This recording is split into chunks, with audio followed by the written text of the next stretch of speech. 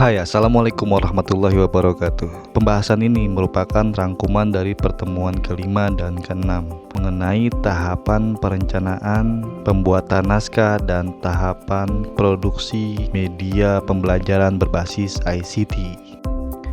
Ada beberapa tahapan yang harus kita jalankan dalam penggunaan media berbasis ICT. Yang pertama yaitu tahapan perencanaan. Tahapan pertama ini mengidentifikasi permasalahan gap yang terdapat pada cara penyampaian materi ajar. Fungsi media pembelajaran di sini adalah menjadi penghubung dari gap tersebut. Contoh, siswa kesulitan dalam mempraktekkan sholat. Kemudian mengidentifikasi kebutuhan gaya belajar siswa, seperti apakah siswa akan bisa menggunakan media IT untuk mengakses terkait penjelasan tersebut. Kemudian tahap kedua yaitu perumusan tujuan dari penggunaan media untuk menjelaskan materi ajar. Rumusan tujuan ini dibagi dua. Pertama, berorientasi kepada siswa dan orientasi kepada operasional. Dalam artian, siswa itu memahami materi yang disampaikan, kemudian dapat mempraktekkan materi yang dipelajari tersebut. Kemudian selanjutnya tahapan ketiga, yaitu pengembangan materi. Materi yang akan diberikan harus memenuhi kriteria sebagai berikut. Yang pertama adalah validasi, yaitu materi yang dikembangkan sudah teruji kebenarannya. Kemudian kriteria yang kedua adalah tingkat kebermaknaan dari materi tersebut. Artinya materi ajar yang disampaikan itu bermakna bagi siswa untuk mencapai tujuan pembelajaran. Kemudian kriteria yang ketiga yaitu kebermanfaatan. Maksudnya adalah materi yang disampaikan itu bermanfaat bagi siswa untuk kehidupan hari-hari. Kriteria selanjutnya yang keempat adalah materi yang disampaikan harus sesuai. Artinya materi yang dijelaskan harus sesuai dengan tingkat pemahaman siswa. Dan yang kelima yaitu cara penyajian materi harus memotivasi siswa untuk belajar. Kemudian tahap pengembangan yang terakhir adalah membuat alat ukur.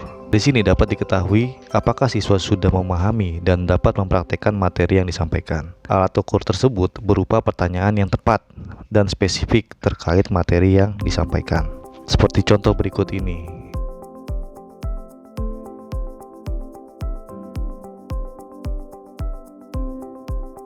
Demikian penjelasan singkat mengenai tahapan perencanaan dalam pembuatan materi menggunakan media berbasis ICT.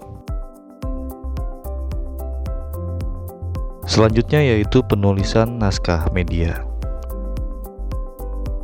Untuk penulisan naskah media, tulisan secara umum dapat dikolaborasikan dengan bentuk visual serta audio yang informatif. Karena dari naskah inilah dapat diketahui isi pesan yang disampaikan dan kebutuhan audio visual untuk mewakili isi pesan secara utuh. Dari sini naskah bisa berbentuk sinopsis, yaitu rangkuman materi, dan juga bisa berbentuk treatment, yaitu berupa uraian materi secara deskriptif. Lihatlah contoh pada tabel berikut ini. Tahap selanjutnya adalah evaluasi. Pada tahap ini, ada dua aspek yang perlu dievaluasi, yaitu aspek substansi berupa isi dari materi yang disampaikan, kemudian aspek kemediaan berupa evaluasi terhadap kepatutan dan segala kemungkinan yang timbul saat proses produksi, seperti penggunaan musik latar atau background, gambar, dan lain sebagainya. Kemudian, pembahasan selanjutnya yaitu produksi media.